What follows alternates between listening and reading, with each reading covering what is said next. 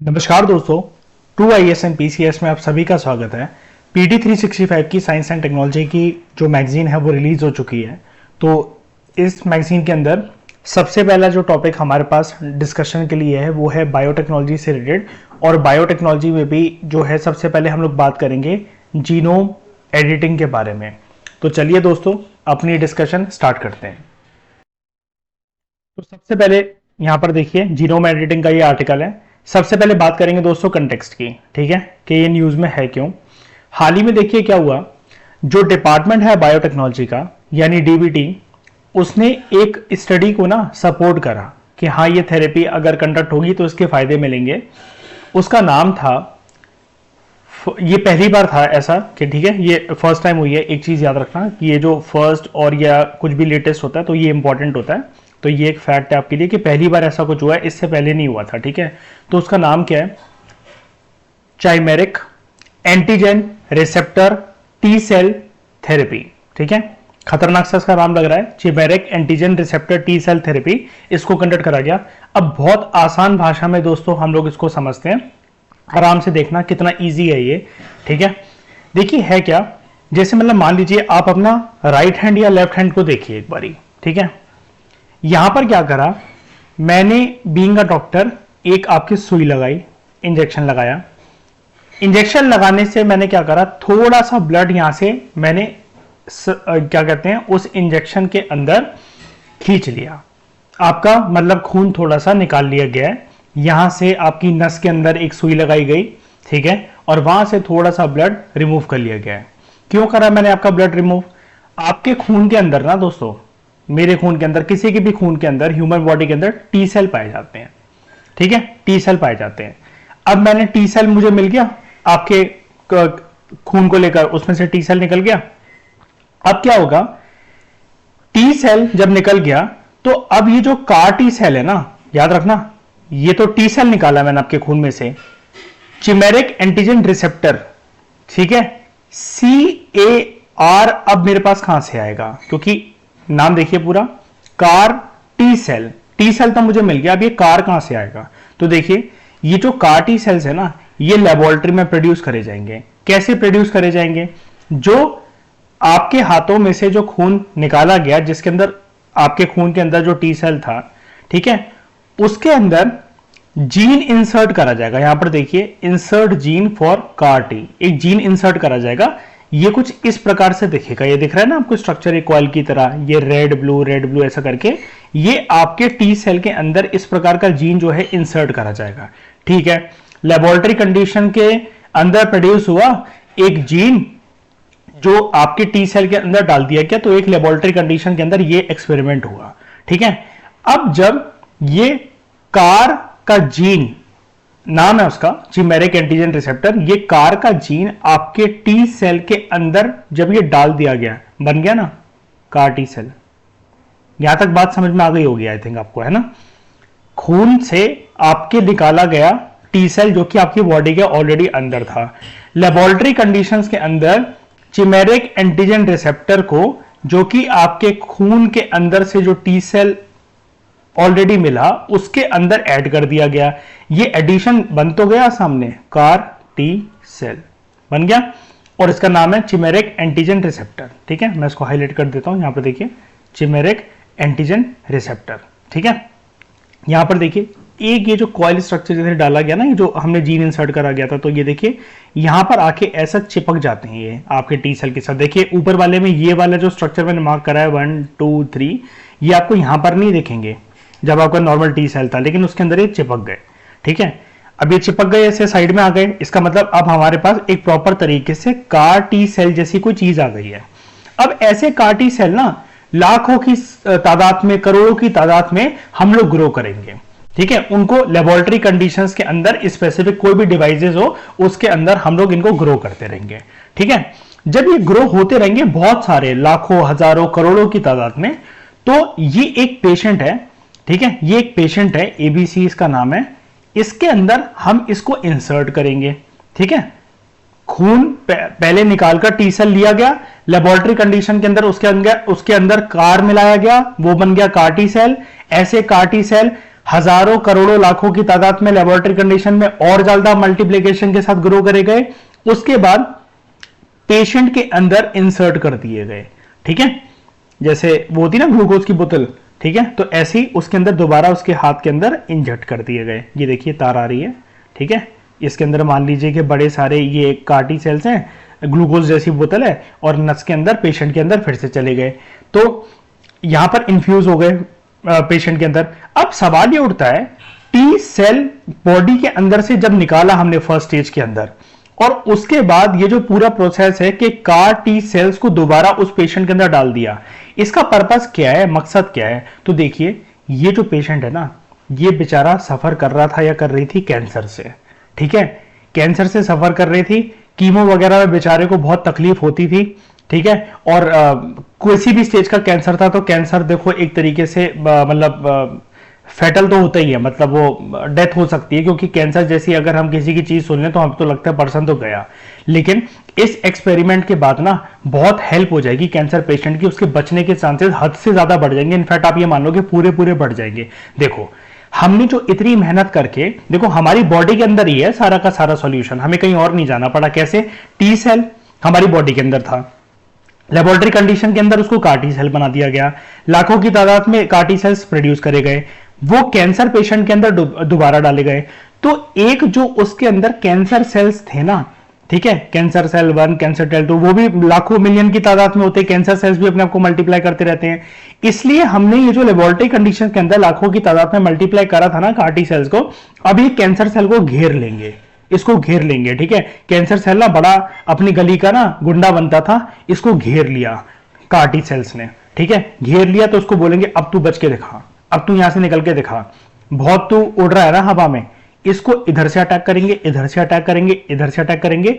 और अगर आप हल्का सा यहां पर देखो, ठीक है, यहां पर इसके अंदर ना आप हल्का सा देखो तो देखो क्रैक्स आने लगे हैं। ये कैंसर सेल टूटेगा, बिखरेगा, मल्टीप्लाई नहीं कर सकेगा, उसकी स्ट्रेंथ कमजोर होगी, और होगा क्या, पूरी तरीके से कैंसर सेल जो है वो डिस्ट्रॉय हो जाएगा, और कार्टी सेल्स जो है वो जीत जाएंगे। यहां पर देखिए कार्टी सेल्स जो है वो बाइंड कर लेंगे कैंसर सेल को, उनको मार देंगे, घेर घेर के इतना मारेंगे, इतना मारेंगे कि कैंसर सेल जान से मर जाएगा। तो ये एक स्टोरी मेकिंग की टर्म में मैंने आपको करवाया, लेकिन यही है एक्सपेरिमेंट। अब बताओ इसमें क्या डिफिकल्टी थी? अब बस ये जो हमने पढ़ा ना, बगल में बस ये अंग्रेजी में लिखा है और कुछ नहीं है। ठीक है, यहां पर देखो जैसे कि कार्टी सेल के बारे में क्या है कि ये एक ऐसा तरीका है जिससे हम लोग एक इम्यूनिटी पा सकते हैं, एक प्रकार के इम्यून सेल्स हमारे अंदर डेवलप हो सकते हैं। ठीक है, जो कि जिनको नाम दिया जाएगा टी सेल। टी सेल एक प्रकार के WBC हैं, यानी कि व्हाइट ब्लड सेल हैं। इनका पर्पस क्या है? ये हेल्प करेगा कैंसर पेशेंट को लड़ने के लिए कैंसर से। ठीक है, और ये एडिटिंग इनकी करी जाएगी लेबोरेटरी कंडीशन के अंदर, ताकि ये कैंसर सेल्स को डिस्ट्रॉय कर सके। वही वाली बात है जो हमने पढ़ी। देखो आगे और देखो, टी सेल्स जो हैं वो पेशेंट के ब्लड से लिए जाएंगे। ठीक है, और उसके बाद उनको चेंज करा जाएगा उनके नेचर को लेबोरेटरी कंडीशन के अंदर, क्योंकि उसको कार्टी बनाना है हमें। फिर वो उसके अंदर एक जीन ऐड करा जाएगा मैन मेड रिसेप्टर के लिए। ठीक है, जिसका नाम हो जाएगा चिमेरिक एंटीजन रिसेप्टर, कार उसके अंदर ऐड कर दिया जाएगा। तो टी सेल ऑलरेडी मेरे खून में था, कार उसके अंदर ऐड कर दिया, बन गया वो कार टी सेल। यहां पर देखिए कार टी सेल वो बन गया। ठीक है, ये हेल्प करेगा पेशेंट को स्पेसिफिक कैंसर सेल एंटीजन से लड़ने के लिए, मतलब वो ऐसे मतलब हमारी बॉडी के दुश्मन जो कि हमें कैंसर मतलब पचा सकते हैं। तो कार टी सेल जो होता है वो पेशेंट के अंदर दोबारा रीइंस्टॉल कर दिया जाएगा उसकी बॉडी के अंदर। टी सेल उसकी बॉडी से निकालकर कार टी बनाकर उसको दोबारा उसकी बॉडी के अंदर डाल दिया जाएगा। ठीक है, वही सारी बात है जो अभी हमने ऊपर पढ़ी। अब यहाँ पर दोस्तों देखिए, इसको बोला जा रहा है कि ये जो कार टी सेल की जो टेक्निक है ना, इसको हम लोग सेल बेस्ड जीन एडिटिंग भी बोल सकते हैं। बिल्कुल, ये जीन एडिटिंग तो है ही ना, और सेल बेस्ड भी है, क्योंकि यहाँ पर क्या है, हम लोग जीन्स को क्या कर रहे हैं, ऑल्टर ही तो कर रहे हैं, एडिटिंग ही तो कर रहे हैं उसकी। एडिटिंग का मतलब क्या कि ये एक रॉ फॉर्मेट में कोई चीज पड़ी हुई थी ABC, इसके अंदर मैंने D और E मिक्स कर दिया, अब ये क्या बन गया ABCDE। तो ये लोग एडिटिंग ही तो हुई ना उसकी। तो हम लोग क्यों यहां पर मतलब क्या एडिटिंग कर रहे हैं, टी सेल के अंदर कुछ एडिटिंग कर रहे हैं। क्या एडिटिंग करी थी हमने टी सेल के अंदर? टी सेल हमारी बॉडी के अंदर ऑलरेडी होता है, उसके अंदर कार वो करके इंट्रोड्यूस करके उसको हमने कार टी सेल बना दिया था, हुई ना एडिटिंग, और इनका मकसद ये था कि कैंसर मतलब कैंसर से लड़ना, ठीक है। अब इस तरह की डेवलपमेंट रिसर्च को प्रमोट करने के लिए, यानी कि कार टी सेल की टेक्नोलॉजी को प्रमोट करने के लिए, अब डिपार्टमेंट ऑफ बायोटेक्नोलॉजी हमने देखा था रिस्पॉन्सिबल है, लेकिन उसका एक पर्टिकुलर एक सेंटर है जिसका नाम आपको याद रखना है, biotechnology industry research assistance council, BIRAC, ठीक है, ये अक्सर न्यूज में आता रहता है बिरैक, और डिपार्टमेंट ऑफ बायोटेक्नोलॉजी, इन दोनों ने मिलकर कई सारे इनिशिएटिव्स लिए हैं पिछले 2 साल के अंदर कि इस तरह की रिसर्च को प्रमोट करा जाए और कैंसर पेशेंट्स की इससे काफी ज्यादा हेल्प हो सकती है, ठीक है। जो डेवलपमेंट है ना कार-टी सेल टेक्नोलॉजी की, वो बड़े सारे डिसीजेस के लिए काम आ सकता है, ठीक है। एक्यूट लिम्फोसाइटिक ल्यूकीमिया, ठीक है, मल्टीपल माइलोमा, ग्लियोब्लास्टोमा, हेपेटासेलुलर कार्सिनोमा और टाइप 2 डायबिटीज के लिए। ये सारी जो कार-टी सेल की जो एक तरीके से टेक्नोलॉजी आप कह लीजिए, रिसर्च कह लीजिए, इन सारे डिसीजेस से लड़ने के लिए मतलब इंपॉर्टेंट साबित हो सकती है। यार इसका नेम ना देखो, आप एक बार याद कर लेना, इंपॉर्टेंट है क्योंकि ये स्टडी, ठीक है। मतलब ये कौन कौन से डिसीजेस को किल करने के लिए या फिर टैकल करने के लिए काम आ सकती है, तो कैंसर तो आपको याद हो ही गया। इसके अलावा ना यार ये सारे जो अजीबोगरीब नाम है मैं जानता हूँ, लेकिन बस आप ये याद रख लेना कि इनको भी ठीक करने के लिए मतलब वो काम आ सकती है, और स्पेशली ये तो याद रख ही लेना, ठीक है। यूपीएससी कभी कभार बहुत बेसिक चीजों पर पूछ लेता है, वो कैंसर और डायबिटीज अगर जहां पर थी ना, डायबिटीज भी कौन सी, टाइप 2 डायबिटीज, ठीक है, तो उसको आप ध्यान रखना, ठीक है।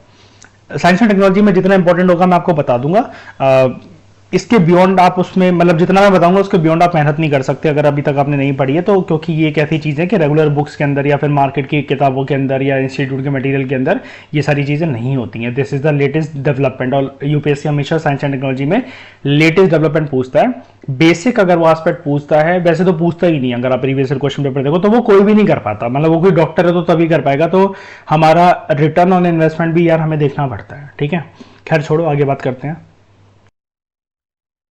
देखिए दोस्तों, जीन एडिटिंग को देखने के लिए या फिर जेनेटिकली मॉडिफाइड ऑर्गेनिजम्स को रेगुलेट करने के लिए ना, इंडिया के अंदर यहां पर आपको सिचुएशन बताई जा रही है कि इंडिया के अंदर किस प्रकार से रेगुलेशन होती है। अब देखिए इस प्रकार के जो क्वेश्चन है ना, ये मेन टारगेट होता है एग्जामिनेशन बॉडीज का प्रीलिम्स के अंदर, ठीक है। यहां पर देखिए, और मेंस के अंदर तो आप इसको यूज कर ही सकते हैं, लेकिन प्रीलिम्स के अंदर वो आपको एक, जैसे आपको पता ही आजकल क्या होने लगा है, लंबी चौड़ी सी स्टेटमेंट आती है, उसको पढ़ने में कम से कम 5 मिनट लग जाते हैं और फिर हमें पता भी नहीं होता ये चीज सही बोल रहा है कि गलत बोल रहा है। लेकिन यहां पर आप देखो आराम से इसको कवर करते हैं। ये इधर से अगर क्वेश्चन आ गया ना, मैं गारंटी दे रहा हूं कि आपका गलत नहीं होगा। ध्यान से सुनो, बड़े सारे रूल्स, गाइडलाइंस, पॉलिसीज जो है हमारे देश में बनाए गए हैं, किससे रिलेटेड, जेनेटिकली मॉडिफाइड ऑर्गेनिजम्स को रेगुलेट करने के लिए, ठीक है। तो एक रूल का नाम है, लंबे चौड़े के रूल का नाम है, अब देखो ये बहुत पसंद होता है ऐसी चीजें यूपीएससी को करना, rules for manufacture, use, import, export और स्टोर करना किसको, देखो हजार्डस और माइक्रो ऑर्गेनिजम्स या फिर जेनेटिकली इंजीनियर्ड ऑर्गेनिजम्स को, मतलब एक ऐसे जीन जिनको जेनेटिकली मॉडिफाइड करा गया लेबोरेटरी कंडीशंस के अंदर, उनको मैन्युफैक्चरिंग करना, उनको यूज करना, उनको किसी और कंट्री से हम मंगवा रहे हैं या फिर यहां से दूसरी कंट्री भेज रहे हैं, उनको स्टोर करना। ये सारी जो चीजें हैं 1989 के रूल्स के अंदर रेगुलेट करी जाती है। अब देखो इतना पुराना रूल है, ठीक है, लेकिन क्या अक्सर न्यूज में रहता है, बिल्कुल नहीं रहता। और सबसे इंपॉर्टेंट बात दोस्तों, क्या बता रहा था मैं कि यूपीएससी को क्या पूछना पसंद होता है यार, अब ये माइक्रो ऑर्गेनिज्म के बारे में बात है, उसके मैन्युफैक्चर, यूज, इंपोर्ट, एक्सपोर्ट से रिलेटेड बात है। देखो एक्ट देखो इसका जरा, एनवायरमेंट प्रोटेक्शन एक्ट 1986 के अंतर्गत आता है ये, सोचो जरा, क्योंकि अल्टीमेटली इससे ये माना जाता है कि डिस्ट्रक्शन तो एनवायरमेंट को ही होगी ना, और एनवायरमेंट के अंदर अल्टीमेटली कौन रह रहा है, फ्लोरा, फौना और ह्यूमंस कोर एलिमेंट है इसका। अब ये जो रूल्स है ना, बस एक हिंट दूंगा आपको पूरा क्लियर हो जाएगा। यार एक बात बताओ, manufacture, use, import, export, storage, इसके लिए रूल्स बनाने की क्या जरूरत है यार। कोविड-19 भी तो ये ऐसी चीज से ही हुआ था। अगर हम इस चीज को मान लें कि चाइना से ही फैला है, ठीक है, कोरोना वायरस चाइना से ही फैला है, तो है तो एक छोटा सा वायरस ही ना जिसको आंखों से देखा भी नहीं जा सकता। इसका मतलब कहीं ना कहीं तो मतलब ये इस तरीके के रूल का वॉल्यूशन हुआ है ना चाइना के अंदर, कि आपने सही तरीके से एक ऐसा वायरस जो कि इतना डेडली था, पूरी दुनिया को उसने तबाह कर डाला, लाखों लोगों के परिवार को जा डाला, आप उसकी मैन्युफैक्चरिंग, यूज, उसका इंपोर्ट, एक्सपोर्ट और स्टोरेज सही से नहीं कर पाए, और कल को ऐसे वायरस कोई और कंट्री बना के बोल दे कि हमारे लेबोरेटरी कंडीशन से ये लीक हो गया है। तो हमारे इंडिया की अगर स्पेसिफिक बात करें तो इसको रेगुलेट करा जाता है एनवायरमेंट प्रोटेक्शन एक्ट 1986 के अंदर। अब क्योंकि यहां पर रूल्स है ना, तो आप समझ जाना, इसका मतलब दोस्तों ये भी है कि अगर कोई चीज को वायलेट करेगा तो जेल टर्म तक हो सकती है उसको, ठीक है, क्योंकि छोटी मोटी चीज नहीं है। अगर आप सोचो जरा कि आप साइंटिस्ट हो और आपके ऊपर ये आरोप लग गया और ये सिद्ध हो गया आरोप के आपने कोरोना वायरस जैसा कोई ना वायरस जो है वो मतलब क्या कहते हैं फैला दिया, और फिर आप बोल रहे हो कि सॉरी मुझसे गलती से हो गया, तो ऐसे थोड़ी ना बच जाओगे आप इस चीज से कि आपने दुनिया तबाह कर डाली और आप बोल रहे हो सॉरी मुझसे गलती से हो गया। अटमोस्ट सिंसियरिटी के साथ इसको इन चीजों को हैंडल करना पड़ता है, अटमोस्ट सिंसियरिटी। तो उसके बाद दूसरा क्या है, नेशनल एथिकल गाइडलाइन, वही है कि एथिक्स होने चाहिए, ठीक है, इन सब चीजों को रेगुलेट करने के लिए। बायोमेडिकल और हेल्थ रिसर्च के लिए जिसमें ह्यूमन पार्टिसिपेंट्स को इन्वॉल्व करा जा रहा है, हाँ एथिकल ट्रीटमेंट, कि ऐसा नहीं कि मैंने आपको बोला कि मैं तुम्हारे ना एक एक्सपेरिमेंट ये वाला करके देखता हूं कि पहली बार ये कार्टी सेल्स का सक्सेसफुल हुआ तो ठीक है, अगर बेकार हुआ तो तुम मर जाओगे। अरे भाई ये कौन सी बात हुई। तो ह्यूमन पार्टिसिपेंट्स को जब हम सब्जेक्ट बनाकर कोई एक्सपेरिमेंट कर रहे हैं ना, तो 2017 में उसके ऊपर एक आर्टिकल गाइडलाइन जारी करी गई थी। ये एथिकल गाइडलाइन दोस्तों जारी करी थी Indian council of medical research ने, ठीक है। और biomedical and health research regulation bill भी आया था इसी के रिगार्डिंग, ताकि किस प्रकार से हम लोग, यहां पर देखना वर्ड, किस प्रकार से हम लोग जीन एडिटिंग प्रोसेस को रेगुलेट कर सके, ठीक है। ये दो ऐसी चीजें हैं दोस्तों, प्रीलिम्स के अंदर तो आपको देख ही गया होगा इंपॉर्टेंस कितनी है, क्वेश्चन बन सकता है, क्योंकि ये अब देख रहे हो गहराई वाली बात है ना। और मेंस के अंदर आप इनको कभी भी यूज कर सकते हो कि अगर आपसे कोई बोले ना कि इतनी साइंटिफिक रिसर्च वगैरह वो होती है लेकिन उसमें ना एथिकल कंडीशंस नहीं होती, वो एथिक्स के साथ नहीं करा जाता, तो आप बोलना मेंस के अंदर कि ये रूल्स होते हैं और ये कुछ एथिकल गाइडलाइंस, हमेशा इन दोनों को यूज कर सकते हो आप। और ये भी बता सकते हो अगर कुछ और है ना, ये तो हम बायोटेक्नोलॉजी का टॉपिक पढ़ रहे हैं ना, कोई और है ना तो आप बोल देना इस प्रकार के जो रूल्स जो बायोटेक्नोलॉजी और जीन एडिटिंग की प्रोसेस में यूज होते हैं, जेनेटिकली मॉडिफाइड ऑर्गेनिजम्स के लिए बनाए गए हैं, ये हम दूसरी फील्ड में भी इंप्लाई कर सकते हैं, बिल्कुल कर सकते हैं। साइंस तो साइंस है ना, सारी चीजें तो सेम रहती हैं, ठीक है। उसके बाद हम लोग बात करते हैं जीन एडिटिंग क्या होता है, इसके बारे में जानते हैं बेसिक, ठीक है, कि जीन एडिटिंग क्या होता है। देखो जीन कह लो या जीनोम कह लो, एक ही वर्ड है, ठीक है। जीनोम एडिटिंग या जीन एडिटिंग ये एक ऐसा तरीका होता है जिससे एक सेल या एक ऑर्गेनिज्म के डीएनए के अंदर, डी राइबोस न्यूक्लिक एसिड, हमारे पास डीएनए होता है ना, जैसे हम भी तो एक ऑर्गेनिज्म है, तो उसके अंदर कुछ स्पेसिफिक चेंजेस करना। तो स्पेसिफिक चेंजेस नहीं करेंगे क्या, आप मुझे क्या बताओ। ये टी सेल निकाला था हमारे खून से, उसके बाद इसके अंदर कार मिला दिया, कार टी सेल, तो उसके बाद दोबारा मेरी बॉडी के अंदर, हमारी बॉडी के अंदर ये चीज डाली गई, तो ये हुआ ना, स्पेसिफिक चेंजेस करे गए कि नहीं करे गए। यहां पर देखिए, it is a way of making specific changes, ठीक है। डीएनए के स्ट्रक्चर के अंदर चेंज आएगा कि नहीं आएगा। इसकी वजह से होता क्या, मदद क्या मिलती है, दिस अलाउज जेनेटिक मटेरियल, उसको ऐड करा जाए, रिमूव करा जाए, जैसे पहले रिमूव करा गया था जब टी सेल लेने थे, फिर ऐड करा गया कार टी सेल मिलकर, फिर उसको ऑल्टर करा गया एक पर्टिकुलर लोकेशन पे जाकर, बॉडी के अंदर चेंजेस तो आई होंगे ना, तभी तो वो कैंसर सेल को मार पा रहा है, ठीक है।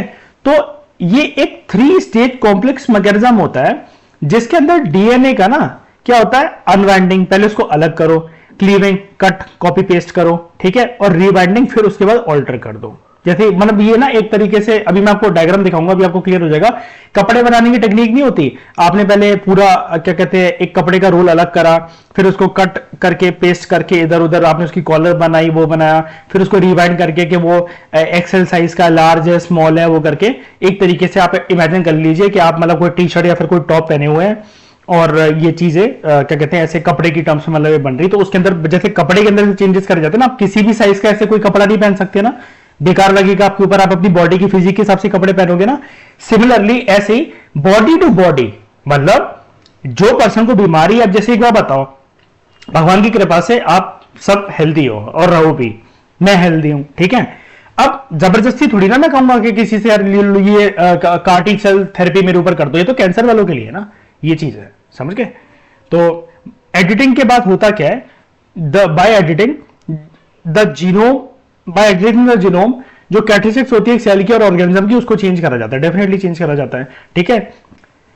एक देखिए दोस्तों, यहां पर एक टर्म दे रखा है, जर्म लाइन जीन थेरेपी, ठीक है।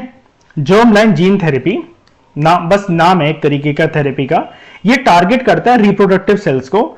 इसका मतलब ये होता है कि कोई भी चेंजेस जो डीएनए में करे जाते हैं वो नेक्स्ट जनरेशन में पास हो जाएंगे। देखो ये एक क्वेश्चन बन सकता है प्रीलिम्स के अंदर, बहुत अच्छा है ये, मतलब बहुत बढ़िया इन्होंने लाइन यूज करी और बहुत आराम से इन्होंने समझाया कि जर्म लाइन जीन थेरेपी ही है, जर्म लाइन जर्म फॉर्म से रिलेटेड नहीं है, ये ना एक रिप्रोडक्टिव सेल है, टारगेट करता है रिप्रोडक्टिव सेल को, सॉरी ये एक थेरेपी है जो कि रिप्रोडक्टिव सेल को टारगेट करती है। रिप्रोडक्टिव सेल मतलब क्या, जिससे बच्चा प्रोड्यूस होता है, ठीक है, वही तो हुआ ना रिप्रोडक्टिव सेल, रिप्रोडक्शन क्या होता है ना, बच्चा प्रोड्यूस करने की टेक्निक।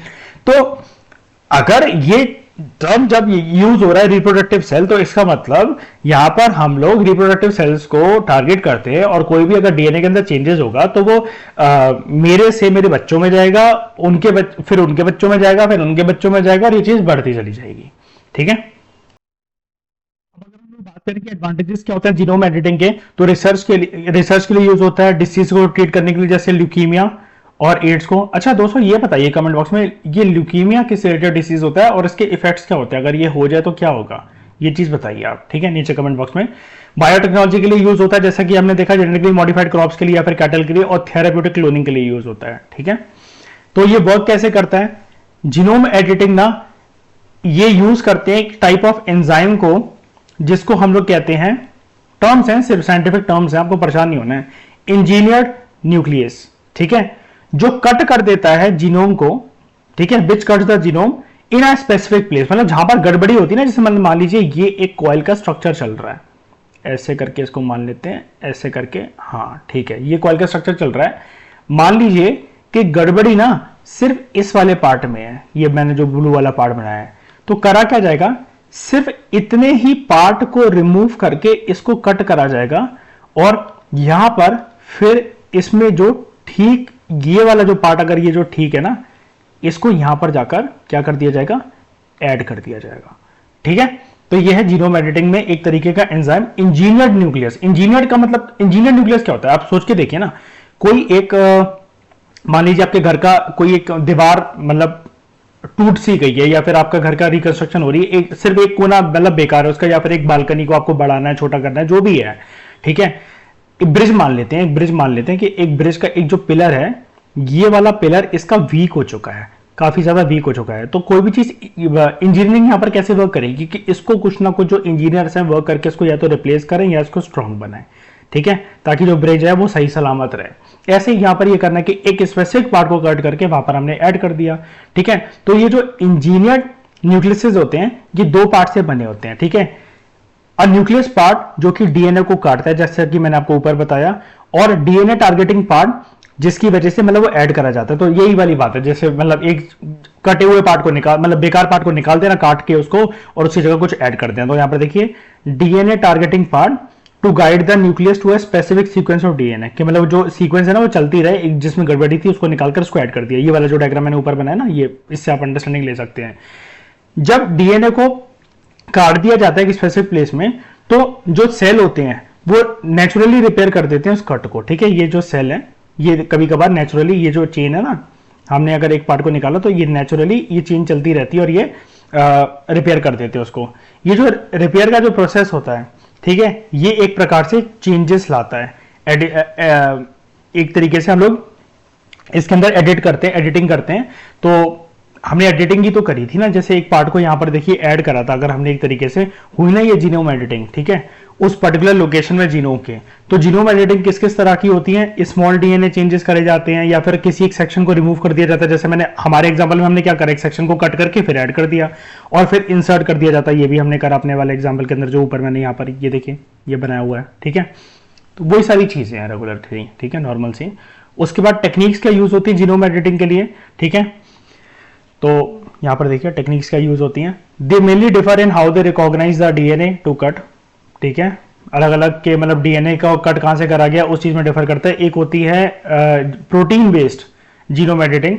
यहां पर क्या होता है, एक प्रोटीन होता है जो कि डीएनए, टारगेट डीएनए जिसको कट करा गया ना, वहां पर एक प्रोटीन इंसर्ट कर दिया जाता है। अब ऐसा मान लीजिए कि ये एक जैसे चेन थी ना, ये एक चेन थी ना, तो यहां से ऐसे लाकर अगर इस वाले पार्ट को रिमूव करा गया है, यहां पर देखिए इस वाले पार्ट को अगर रिमूव करा गया है, यहां से मैंने इसको कट करा, और कोई चीज अगर मैं इसमें फिर ये इंसर्ट कर रहा हूं, मान लीजिए ये एक कॉइल को, इसके बाद मैं इसको इंसर्ट कर रहा हूं, कुछ नहीं है, ये जो पार्ट है ना प्रोटीन बेस्ड में, ये प्रोटीन का होगा बस, ठीक है। और दूसरा RNA based, ribose nucleic acid. यहाँ पे शॉर्ट सीक्वेंस होती है आरएनए की, मतलब जैसे मैंने यहाँ पर प्रोटीन इंसर्ट कर रहा था, आरएनए बेस में क्या है, मैं आरएनए लगा दूंगा इसकी जगह, इजी है, ठीक है। दोनों प्रोसेस में डीएनए मतलब का एक पार्ट कट होता है, टारगेट डीएनए का, पूरा पूरा डीएनए नहीं निकाल दिया जाता, एक पार्ट को कट करा जाता है, ठीक है, देखने के लिए। उसके बाद मैं आपको एक चीज बताना भूल गया, ये ऊपर देखिए, हमें ये सीखना है आगे बढ़ने से पहले, ये न्यूक्लियस क्या होता है, जो हम बात कर रहे थे ना, ये जीनोम एडिटिंग जो होता है, ये न्यूक्लियस के ऊपर वर्क करता है, मेन इसका कंपोनेंट ये होता है, ठीक है। न्यूक्लियस ना एक तरीके से एंजाइम्स होते हैं जो कि न्यूक्लिक एसिड को डिग्रेड करते हैं, या तो डीएनए के स्ट्रक्चर को चेंज करने का काम करते हैं या आरएनए को, ठीक है।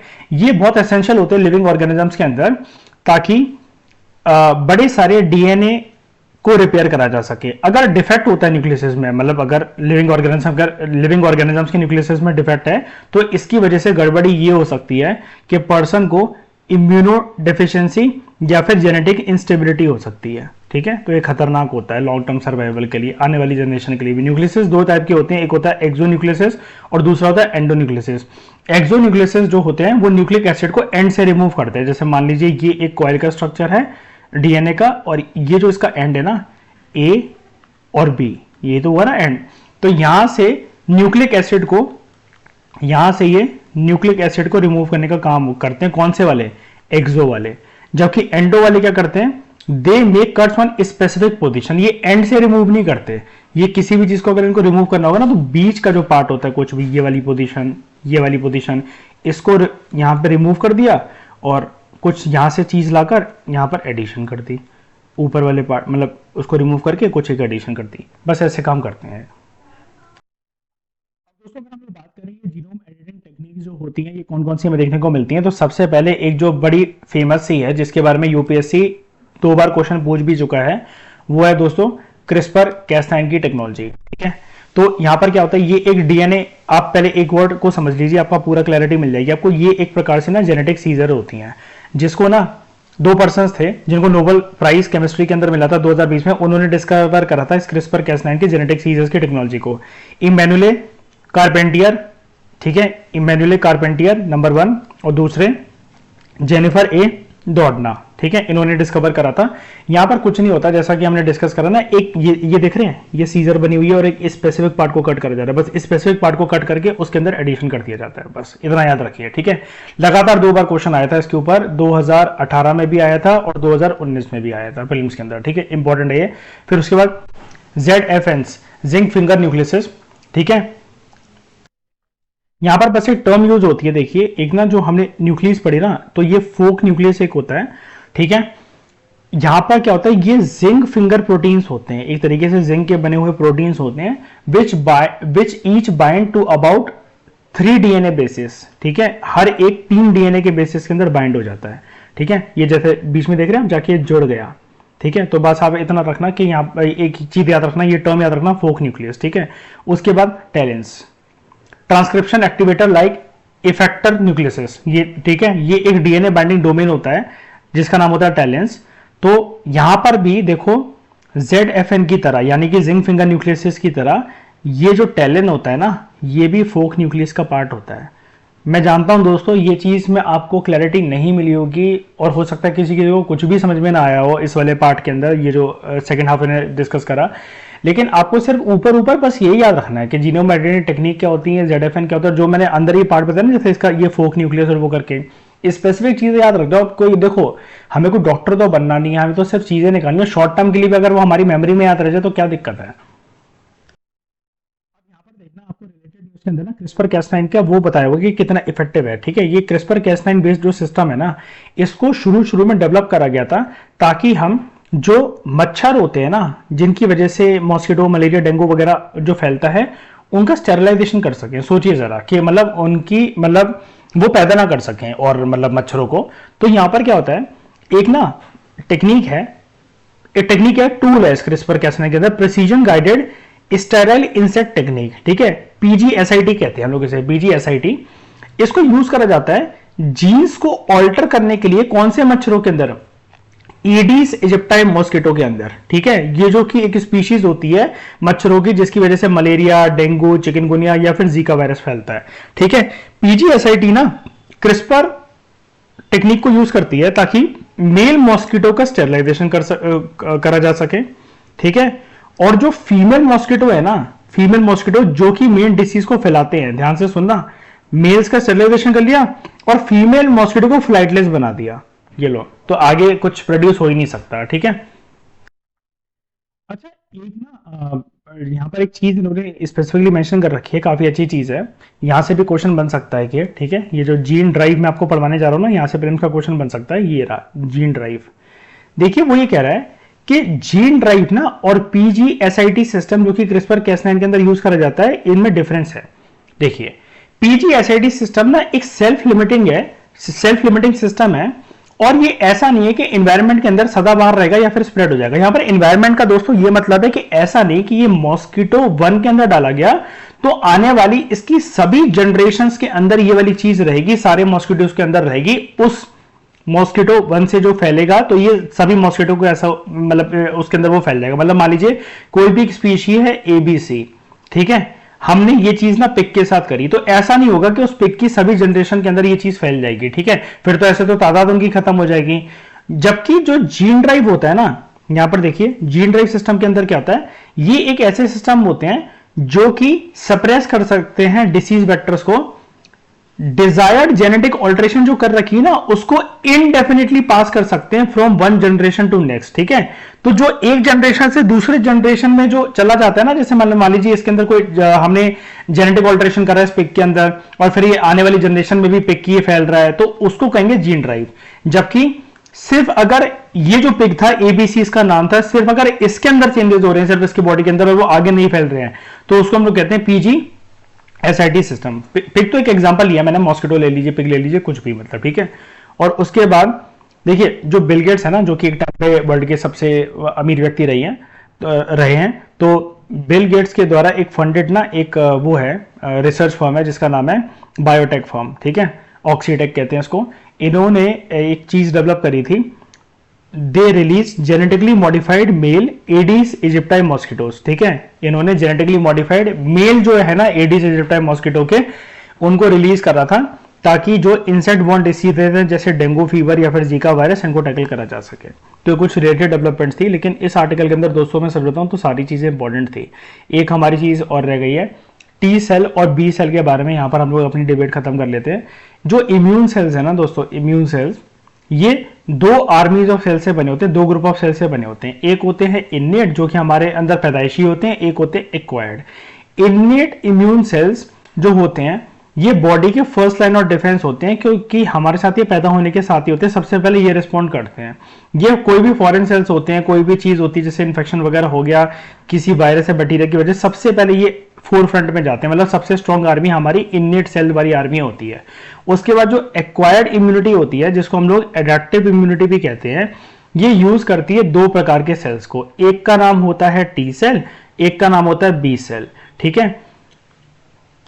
और यहां पर एक चीज बोली जा रही है आपको, ये वाले जो सेल्स है ना टी सेल और बी सेल्स, अब क्योंकि ये एक्वायर्ड है हमारे साथ इन्नेट, इन्नेट का मतलब जब से हम पैदा हुए हैं तब से हमारे साथ, हमारे प्रीवियस जनरेशन से तो आए नहीं है, तो ये एक ना लर्न एक्सपीरियंसेस से हमारे बॉडी के अंदर डेवलप होते हैं, इनका एक पर्टिकुलर बिहेवियर होता है, तो इनको टाइम लगता है डेवलप होने के लिए। देखिए यहां पर लिखा हुआ these cells take longer time to develop, लेकिन एक चीज बहुत अच्छी होती है, एक बार जब ये डेवलप हो जाते हैं तो ये ज्यादा लंबे समय तक चलते हैं as compared to innate cells, ठीक है।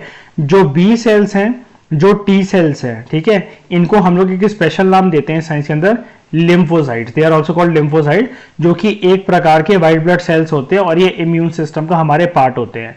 जो बी सेल्स हैं ये एंटीबॉडीज प्रोड्यूस करते हैं जो कि हेल्प हो जाती है इनसे वायरसेस, बैक्टीरिया और टॉक्सिन से लड़ने के लिए। ये एंटीबॉडीज जो होती है ना, ये वाई शेप का एक प्रोटीन बनाते हैं हर एक पैथोजन के लिए। जैसे मतलब मान लीजिए कोई पैथोजन आया तो वाई शेप का प्रोटीन, मतलब उसको एक तरीके से तीन तरीके से अटैक करा जाता है, थ्री पाथवेज से, ए बी और सी, ठीक है। और जबकि जो टी सेल्स होते हैं, याद रखना ये बी सेल्स वाली बात थी, जो वाई शेप का वो बनाते हैं ना, बी सेल्स की बात हो रही थी यहाँ पर। अब बात करते हैं टी सेल्स की। टी सेल्स ना डायरेक्ट फाइटर्स होते हैं फॉरेन इन्वेडर्स के लिए, और ये जो प्रोड्यूस करते हैं ना, क्या प्रोड्यूस करते हैं, साइटोकाइंस, ठीक है, साइटोकाइन, जो कि एक प्रकार से बायोलॉजिकल सब्सटेंसेस है जो और जब ये एक्टिवेट हो जाता है ना तो ये पूरे इम्यून सिस्टम के अंदर एक्टिवेशन अपनी बना लेता है, दूसरे पार्ट्स में भी पहुंच जाता है और एक तरीके से कंप्लीट बॉडी की कवरेज आपको देता है। टी सेल ना ये बॉडी के खुद के सेल्स को भी डिस्ट्रॉय करते हैं, ठीक है। T cells destroy the body's own cells that have themselves been taken over by virus और become cancerous। मतलब अगर ये देखो ये चीज भी देखते हैं, जैसे मतलब मान लीजिए टी सेल एक ना ऐसे फादर है कि अगर वो अपने बेटे से बहुत प्यार करते हैं, बाहर का अगर कोई उसके बेटे को मारेगा तो वो उसको जान से मार देंगे, लेकिन अगर बेटा भी अगर बिगड़ेगा या बदतमीजी करेगा ना तो उसको भी चांटा लगाने में देरी नहीं लगाएंगे। तो मतलब क्या होता है, घर के बाहर वालों को तो ये देखना है कोई दुश्मन घर के अंदर ना आ जाए, लेकिन घर के अंदर भी कोई बिगड़ने ना लग जाए। जैसे मतलब मान लीजिए किसी सेल के अंदर कोई वायरस वगैरह कोई डेवलप हो गया या कोई सेल अगर कैंसरस बनता जा रहा है तो टी सेल बॉडी के खुद के सेल को भी डिस्ट्रॉय कर देते हैं। मतलब वो बिल्कुल नहीं सोचेंगे, हाथ उठाने से पहले वो उठा देंगे, ठीक है, ये चीज है। तो इसी के साथ दोस्तों हमने अपना ये जीनोम एडिटिंग का जो टॉपिक है इसको हमने कंप्लीट करा। इस डिस्कशन में फिलहाल इतना ही। आई होप आपको मजा आए होंगे, ठीक है। इसी तरीके से हम लोग अपनी डिस्कशन को कंटिन्यू करेंगे। थैंक यू दोस्तों, thank you very much for discussion.